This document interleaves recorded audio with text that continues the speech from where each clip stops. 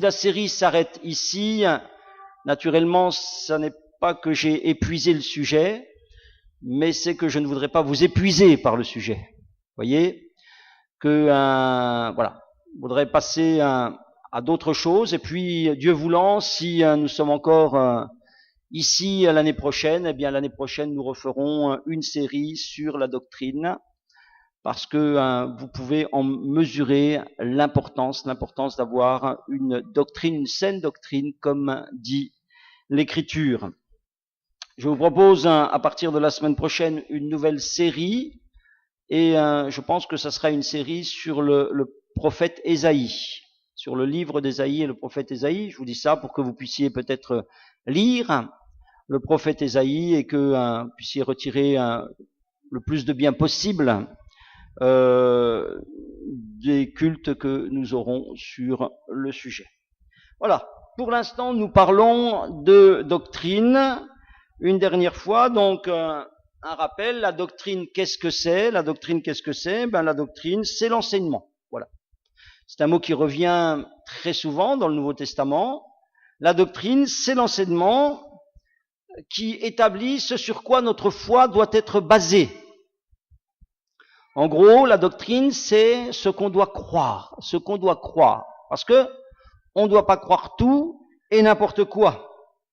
Et le Nouveau Testament fait une distinction très nette entre ce qu'il appelle la bonne ou la saine doctrine et en contraste des mauvaises doctrines. Il dit qu'il y a les deux. La doctrine, vous savez, c'est un petit peu comme la nourriture qu'on prend. Sauf que la doctrine, l'enseignement, c'est ce qu'on prend pour nourrir notre foi. Donc, c'est comme la nourriture qu'on prend. Soit elle peut être avariée, mauvaise, et puis elle va nous faire du mal. Soit elle est saine. Et si elle est saine, c'est-à-dire qu'elle va nous faire du bien. Elle va nous faire du bien. Et comme la nourriture terrestre, la nourriture spirituelle qui est saine, la doctrine qui est saine, va servir à nous développer, elle va servir à nous faire grandir, parce que nous sommes appelés à grandir. Nous ne sommes pas un petit bébé qui naît, eh bien il va se développer, il a en lui cette puissance de vie et de développement. Il ne va pas rester un petit bébé, mais il va grandir, son corps va se former, son esprit va se former, il va grandir, et il en va de même lorsque nous naissons de nouveau. Mais si cette doctrine est mauvaise, si l'enseignement, si la nourriture est mauvaise, c'est-à-dire si on absorbe des choses que Dieu ne nous demande pas de croire, eh bien cela va nous être préjudiciable pour nos vies spirituelles. Il faut comprendre que ce qu'on croit est très important.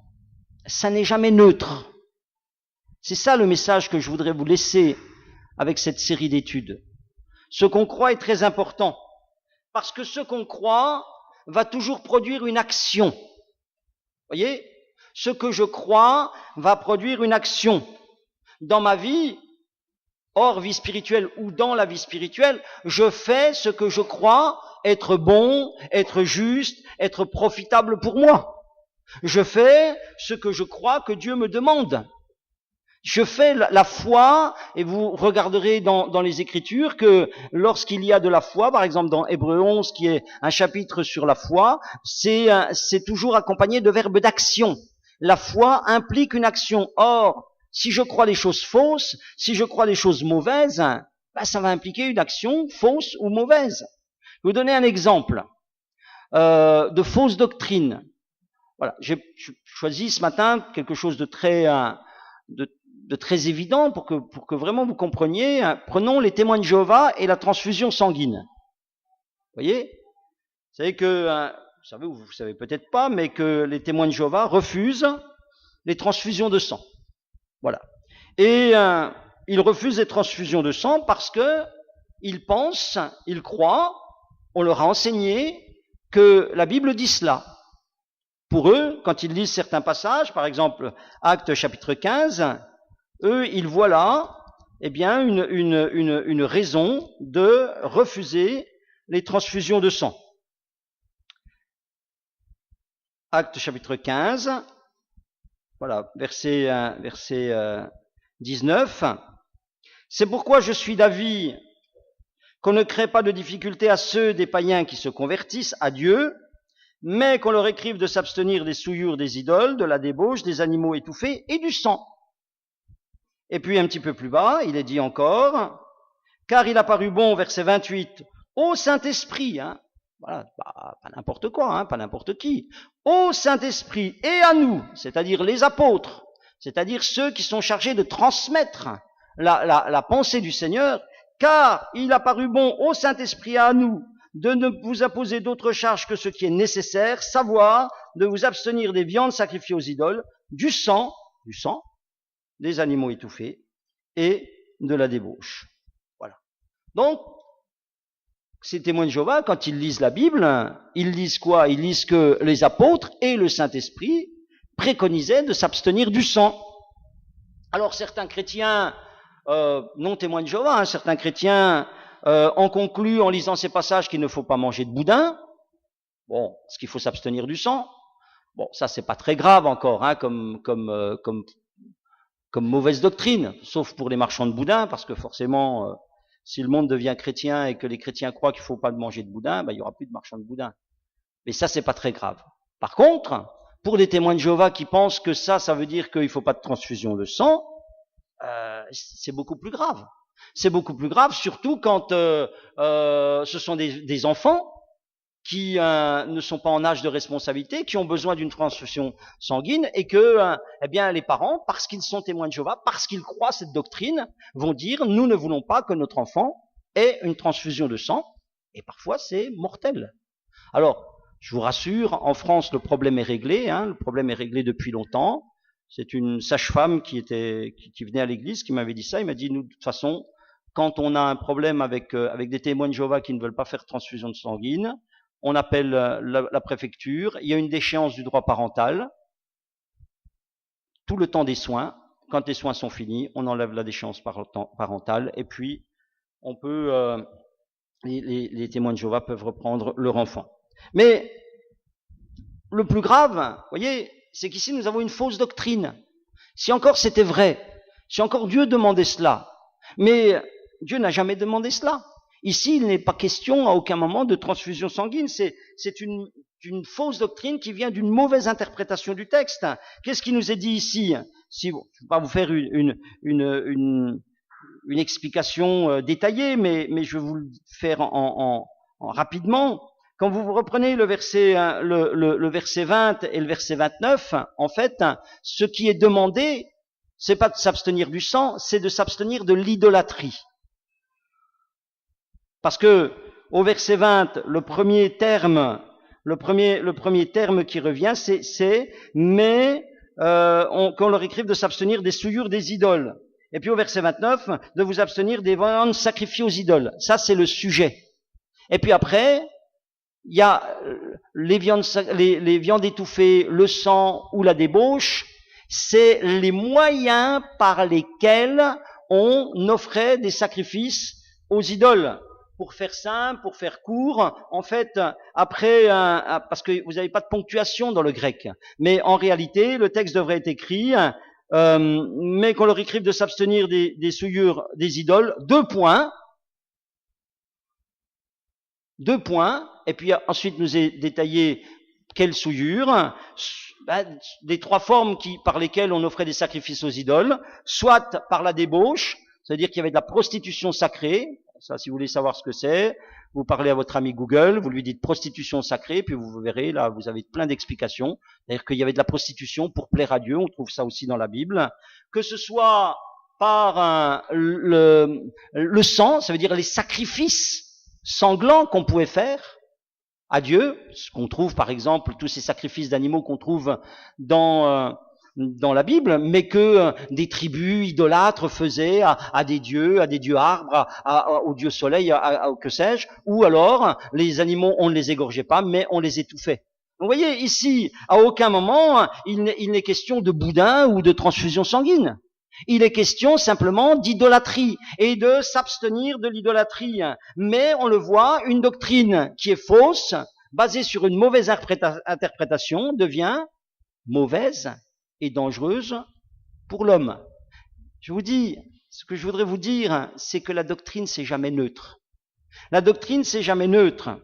Alors, j'ai choisi de vous faire la démonstration par la doctrine de la transfusion sanguine, mais naturellement, dans la religion et dans les religions, il y en a beaucoup. Beaucoup de doctrines qui contredisent ce que la Bible et ce que Dieu demande. Les catholiques, par exemple, ont un wagon de fausses doctrines. Que ce soit le culte à Marie, Marie comme médiatrice dans le ciel, que ce soit la prière, la confession au prêtre pour être pardonné de ses péchés, que ce soit le baptême des petits-enfants, tout ça, c'est de la doctrine, c'est de l'enseignement. Un catholique, il se définit par cet enseignement-là. Or, cet enseignement-là n'est pas un enseignement de la Bible. Pourquoi c'est important? Pourquoi c'est grave? Eh bien, parce que la Bible nous explique que, eh bien, toutes ces doctrines fausses, elles vont avoir pour conséquence un empêchement à rencontrer Dieu. Si par exemple, moi je mets entre moi et Dieu un prêtre et je pense qu'en allant lui confesser mes péchés vont être pardonnés, je ne vais pas aller à celui qui réellement me pardonne mes péchés, c'est-à-dire au Dieu vivant, pas me mettre à genoux devant lui et lui confesser mes péchés. C'est ce que je devrais faire, c'est ce que je dois faire. Si je prie la Vierge Marie alors qu'il n'y a qu'un seul médiateur entre Dieu et les hommes, c'est Jésus,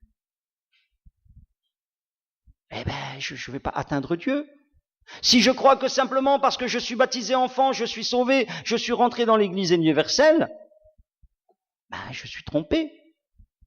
Et je me satisfais déjà parce que je me considère déjà comme chrétien, comme baptisé, alors que je ne suis rien du tout encore. Voyez ? Donc ce sont des doctrines, ce sont des enseignements. Et ces enseignements, ils impactent gravement notre marche, notre vie et notre relation avec Dieu. C'est ce que nous lisons dans la Bible. Voyez par exemple le texte que nous avons lu en introduction, 2 Jean 9. Il est dit là que celui qui ne demeure pas dans la doctrine de Christ n'a pas Dieu. Et c'est pas rien quand même. C'est pas rien une doctrine. Parce que vous voyez ici, il nous est dit clairement que une doctrine, ça peut nous séparer de Dieu. Une doctrine, ça fait la différence. Oh, vous savez, aujourd'hui, on est dans un monde où on a une tendance à dire, mais crois ce que tu veux. Et même dans le christianisme, crois ce que tu veux, pourvu que tu sois sincère. Mais vous savez, je peux prendre un train. Moi, ça m'est arrivé dans ma vie, de prendre un train, d'être persuadé d'être dans le bon train, et puis finalement de me retrouver, je devais aller à Perpignan, de me retrouver à Marseille le matin. J'étais sincère, mais sincèrement dans l'erreur. J'étais sincèrement dans l'erreur. Et la destination, c'est pas la bonne. C'était pas la même. Et puis, ça m'a amené dans des tas de problèmes ce matin-là. Vous voyez, celui qui ne demeure pas dans l'enseignement de Christ n'a pas Dieu. Il ne l'a pas. Voilà, il peut croire ce qu'il veut, mais il n'a pas le Seigneur. Vous avez d'autres passages qui nous indiquent combien la doctrine fait la différence. Apocalypse chapitre 2, verset 14.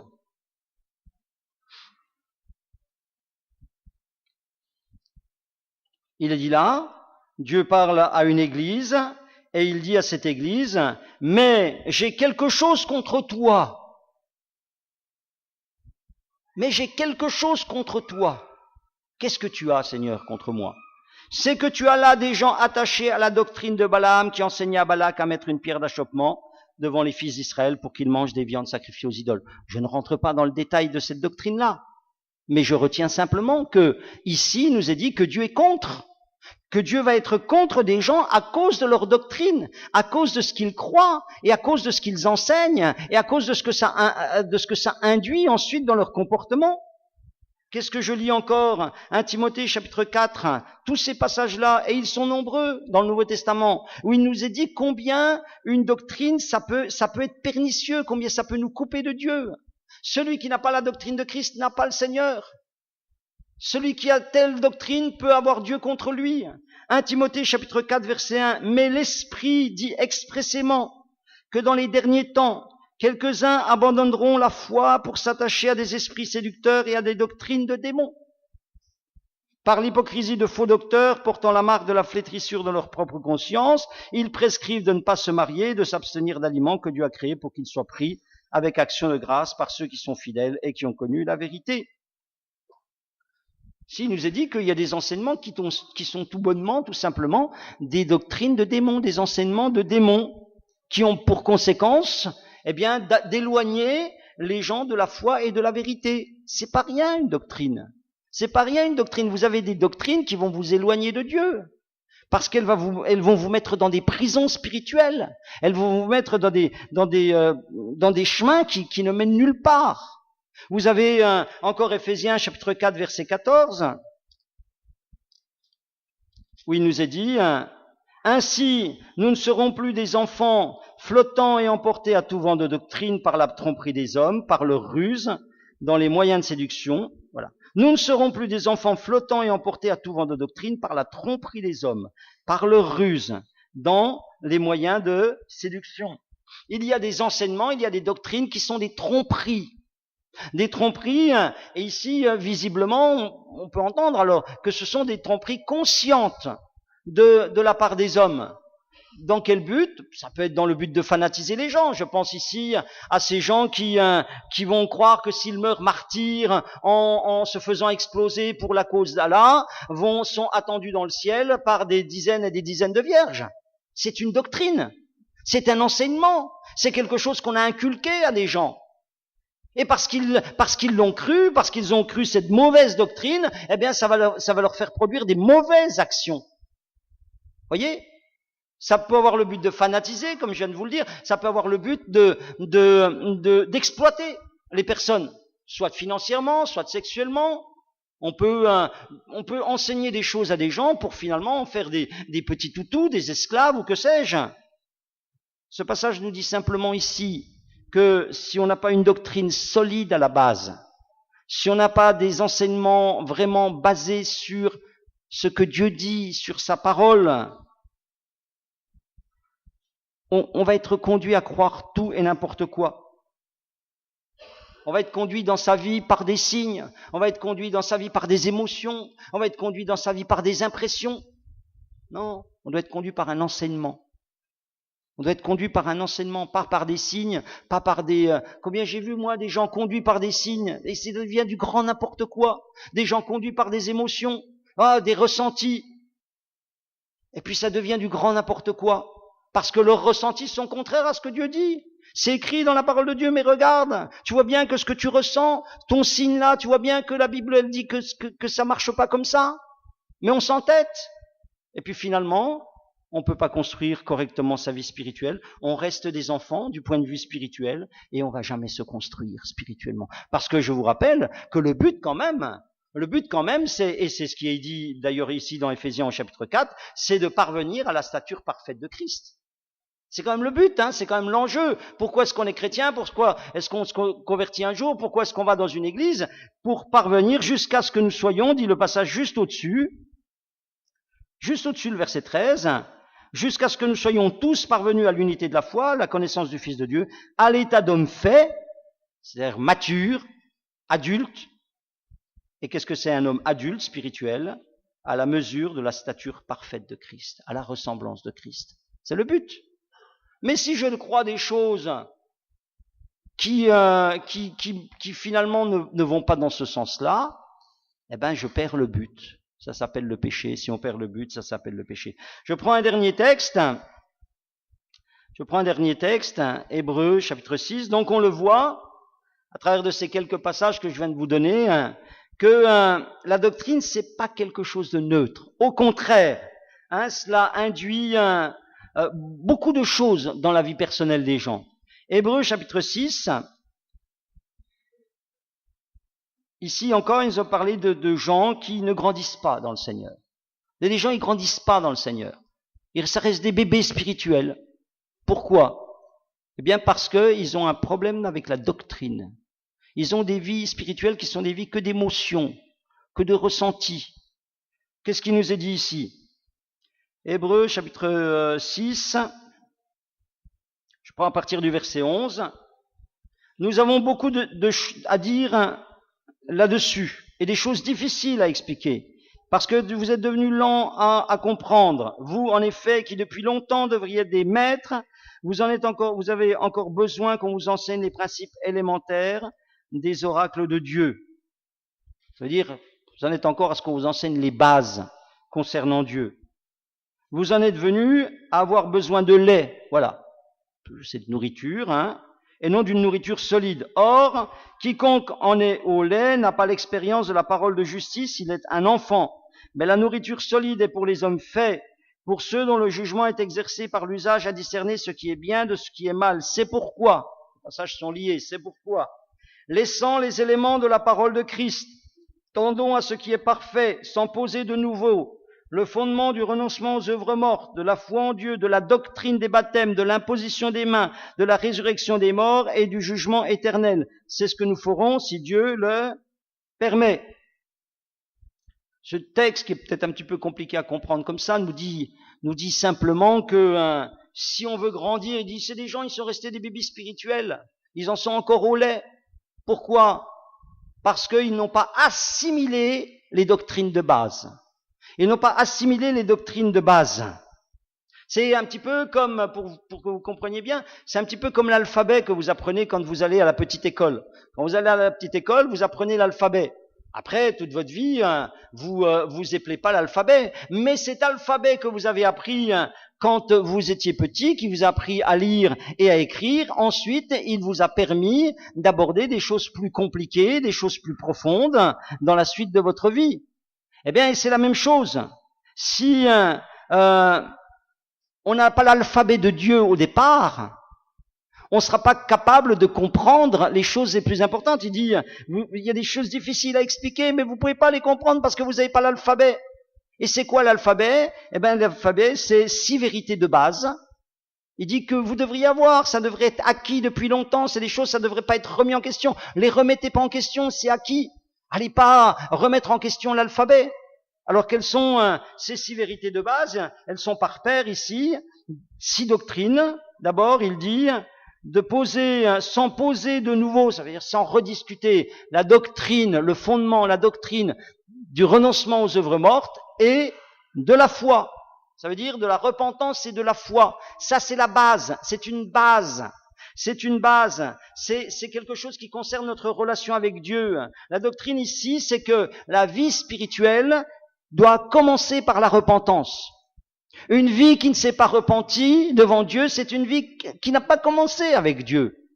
Et la repentance, il faut se rappeler que c'est quoi ? C'est changer d'avis au sujet du péché au point de s'en détourner. C'est un changement de mentalité sur le péché au point de faire un demi-tour. Ce que je faisais avant, je le laisse derrière moi et maintenant, eh bien, je ne le pratique plus.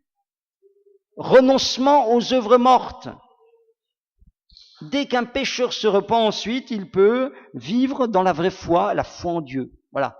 Cette confiance en Dieu, c'est une doctrine essentielle qu'ensuite ma relation avec Dieu, elle doit s'établir dans la confiance. Donc les 2 premiers éléments me parlent de ma relation avec Dieu, la doctrine de base, je dois me repentir et mettre ma confiance en Dieu. Les 2 éléments suivants, la doctrine des baptêmes et l'imposition des mains, nous parlent ici de notre relation personnelle avec l'assemblée locale.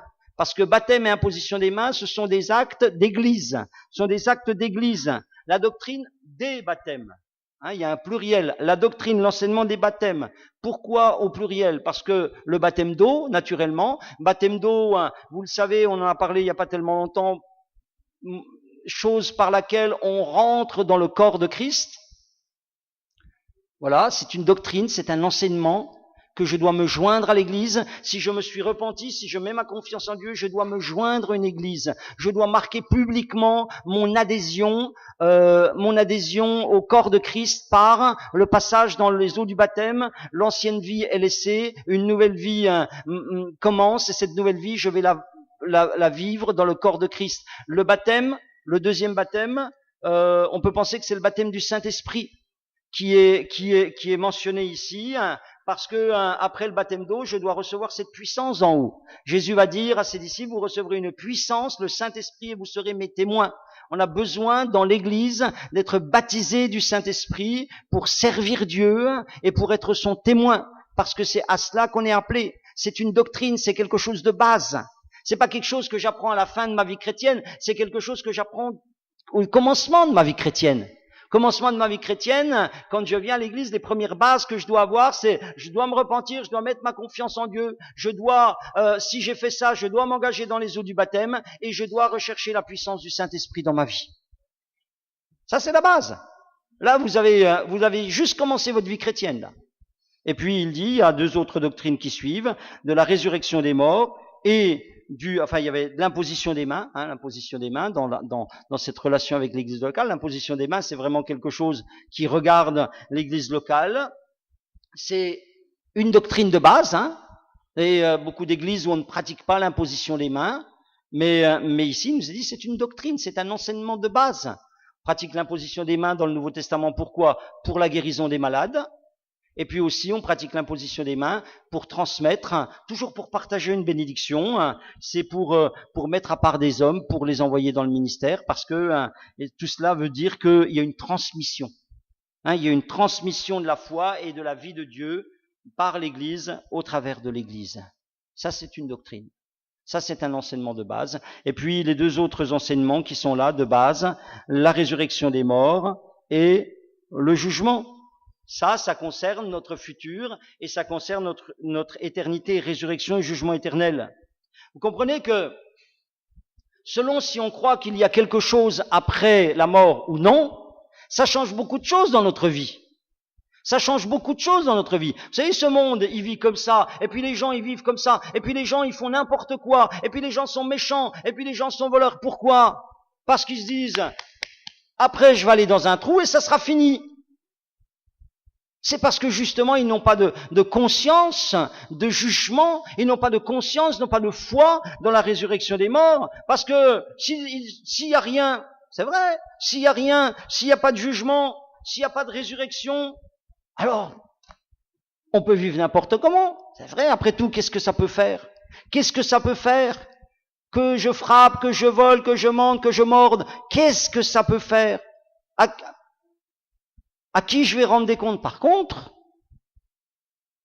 s'il y a quelque chose, par contre, c'est vrai que s'il y a un jugement, si j'ai des comptes à rendre pour ce que j'ai fait sur la terre, si ma vie dans l'éternité, comme le dit la Bible, est déterminée par ma manière de vivre et ma manière de penser ici-bas, alors je dois faire attention quand même à ma manière de vivre et à ma manière de penser. Vous voyez, une doctrine, c'est pas neutre. Une doctrine, c'est pas neutre. Simplement cette doctrine, vous savez, au XXe siècle, parce que les gens pensaient qu'il n'y avait pas de Dieu et qu'il n'y avait pas de compte à rendre. Vous avez le nihilisme, vous avez l'existentialisme, vous avez le sadisme, toutes ces philosophies destructrices. Elles sont nées, elles ont émergé, elles ont emmené des générations entières. C'est pas neutre une doctrine. C'est pas neutre une doctrine. Donc, vous voyez, ces doctrines ici données par Hébreu sont des doctrines de base, des fondements sur lesquels on doit appuyer, construire sa vie spirituelle, et sans lesquels, je vous le dis, vous n'aurez pas de vie spirituelle mature. Vous serez des croyants, peut-être, mais vous resterez des bébés. Vous n'aurez pas une vie de victoire. Vous êtes appelés en tant que chrétiens à vivre une vie de victoire. Alors, et c'est là où j'en reviens à résumer un petit peu ce qui a été dit. Vous verrez que, puisqu'il me reste à peu près 5 minutes, je vais résumer ça en 5 minutes. Donc, dans les semaines passées, je vous ai parlé de doctrines essentielles. Je vous en ai donné 6. Donc, je vais simplement ce matin là vous les rappeler du point de vue de ce que ça change dans vos vies. Du point de vue de ce que le fait d'avoir cette doctrine ou de ne pas l'avoir, ça peut impacter dans votre vie. Vous avez parlé de 6 doctrines essentielles. Je vous avais parlé premièrement de la révélation. C'est une doctrine essentielle, la révélation. La révélation, ça veut dire qu'on ne peut pas arriver à la connaissance de Dieu par nos propres moyens, par nos propres raisonnements. On ne peut pas arriver à la connaissance de Dieu par la philosophie, on ne peut pas arriver à la connaissance de Dieu par la réflexion, on ne peut pas arriver à la connaissance de Dieu par les mathématiques, on ne peut pas arriver à la connaissance de Dieu comme pensaient les existentialistes par les drogues. Non. Jésus va dire, personne ne connaît le Père si ce n'est le Fils et celui à qui le Fils veut le révéler. Et Jésus va encore ajouter, vous trouvez ça dans Matthieu au chapitre 11, je te loue, Père, de ce que tu as caché ces choses aux sages et aux intelligents, mais tu les as révélées aux enfants, tu les as révélées. Il y a une révélation. Tout cela veut dire quoi? Tout cela veut dire que si on veut connaître Dieu, on doit lui demander de se révéler à nous. Ça, ça impacte, ça. Parce que si tu ne le sais pas, si je ne te le dis pas ce matin, mais tu peux passer des années dans cette église en te disant, à force d'être là, je vais peut-être me transformer en chrétien. Mais non. Tu vas te transformer en chrétien si tu demandes à Dieu de se révéler à toi. On a vu, quand on a parlé de la révélation, qu'il y avait des révélations insuffisantes. La création nous révèle qu'il y a un créateur et nous révèle que ce Dieu est puissant. La conscience nous révèle qu'il y a le bien et le mal et que on doit craindre quand on fait le mal parce que c'est ce que nous dit notre conscience. Mais la conscience et la création, ça nous parle pas assez de Dieu. Avec la création et la conscience, on peut pas savoir exactement qui est Dieu. On peut dire, oui, il est puissant et il n'aime pas le mal. Et c'est peu. Alors, Dieu nous a livré une révélation écrite, la parole de Dieu. Et c'est vrai que par la parole de Dieu, nous savons qui est Dieu. Nous connaissons sa personne, nous connaissons ses attributs. Nous savons que Dieu est juste, nous savons que Dieu est saint, nous savons que Dieu est amour, nous savons que Dieu est fidèle. Et puis, dans la parole, nous lisons l'histoire de Jésus, la croix, et la croix, elle nous révèle combien Dieu nous aime. Car Dieu a tant aimé le monde qu'il a donné son Fils. Il n'y a pas de plus grand amour. Mais encore tout cela, vous savez, on pourrait le savoir intellectuellement et pas connaître Dieu pour autant. Il va nous falloir une révélation personnelle, spirituelle. Il va nous falloir un contact personnel avec Dieu qui va produire en nous une nouvelle naissance pour que nous puissions dire comme Job, par exemple, je sais que mon Rédempteur est vivant, pour que nous puissions dire comme Pierre, retire-toi de moi, je suis un homme pécheur, pour que nous puissions dire comme Thomas, mon Seigneur est mon Dieu. Voilà, une révélation personnelle qui nous amène à une connaissance personnelle. Mon Rédempteur est vivant, mon Seigneur est mon Dieu. Avez-vous eu cette révélation? Avez-vous eu cette révélation? Ne vous contentez pas de venir dans une église, fût-elle évangélique. Vous devez chercher une révélation de Dieu. C'est ça que vous devez chercher. Parce que sinon, vous êtes encore perdu dans vos péchés. Donc ça, c'est une doctrine essentielle. Dieu doit se révéler à moi. Je dois avoir l'Eureka d'Archimède. Vous savez, Archimède, un jour, il a dit Eureka, ça veut dire j'ai trouvé. J'ai trouvé. J'ai trouvé Jésus, perle précieuse. J'ai trouvé. Alléluia. Ça, c'est une doctrine de base. Ensuite, je vous ai parlé de la Trinité. La Trinité, ça veut dire qu'il y a un seul Dieu en trois personnes. Vous avez beaucoup de gens qui disent oui, il y a un Dieu, mais Jésus, c'était pas Dieu. Le Saint-Esprit, c'est pas Dieu, c'est une force. C'est très important, la Trinité. C'est très important, je vous ai dit, s'il n'y a pas de Trinité, il n'y a pas de salut. S'il n'y a pas de Trinité, il n'y a pas de salut. La Bible n'a pas de sens. Vous pouvez prendre la Bible, vous pouvez l'acheter. Il n'y a pas de sens. Il n'y a rien qui colle. Si Jésus n'est pas Dieu, vous voyez, si Jésus n'est pas Dieu comme beaucoup le disent, alors ça veut dire quoi? Ça veut dire qu'il n'est qu'un homme. Hein? Il n'est qu'un homme. Alors ces paroles, c'est pas des paroles de Dieu, c'est des paroles d'un homme. Pourquoi se fier plus aux paroles de Jésus, qui serait un homme, qu'aux paroles de Bouddha, qui était un sage, aux paroles de Mahomet, ou je sais pas qui? Pourquoi? Ou de Gandhi, on peut se prendre son mentor et puis le suivre. Si Jésus n'est qu'un homme, la croix n'a aucune raison d'avoir une signification spirituelle qui puisse impacter nos vies. Parce que des gens qui ont été crucifiés, il y en a plein, même des innocents qui sont morts par la main des hommes, il y en a eu plein sur cette terre depuis Jésus et avant Jésus. Plein. Des gens qui sont nés parce qu'il y avait des dictatures, des bourreaux qui voulaient pas leur laisser le droit de parler, il y en a eu plein. Donc, la mort de Jésus sur la croix, si c'est qu'un homme, ça peut pas impacter ma vie. Mais si Jésus est Dieu, si Jésus est réellement Dieu, comme le Père, comme le Saint-Esprit, alors ça veut dire que Dieu a marché sur la terre. Ça veut dire que Dieu a marché sur la terre. Ça veut dire que ces paroles sont les paroles de Dieu. Ça veut dire que je m'appuie pas sur des paroles d'hommes. Quand il dit « Je suis le chemin, la vérité et la vie, nul ne vient au Père que par moi », ça fait une différence si c'est une parole d'un homme ou si c'est une parole de Dieu. Ça fait une grande différence. Si Jésus est Dieu, alors la mort, elle a été vraiment vaincue. Si Jésus est Dieu, alors mon péché peut être pardonné et ma culpabilité peut être enlevée. La Trinité, c'est pas rien. Ça impacte vraiment ma vie. Jésus est Dieu. Et le Saint-Esprit, c'est le Dieu qui est venu habiter en moi. Je vous ai aussi, je vais les mettre les trois ensemble parce que je vous ai dit que le chrétien croit que l'histoire de l'humanité, elle se résume en trois mots. Création, chute, rédemption. Alors on a fait un dimanche pour chaque, création, chute, rédemption. Je vous les résume les trois d'une traite. Création, ça c'est une doctrine essentielle. Le chrétien y croit ce que ce monde ne croit pas, ce qu'on nous enseigne pas à l'école. Le chrétien y croit que ce monde est une création. À l'école, on nous enseigne, et dans beaucoup d'écoles dans ce monde, que le monde est né du hasard, de l'évolution. Vous voyez, c'est une doctrine, c'est un enseignement. À l'école, on va vous enseigner.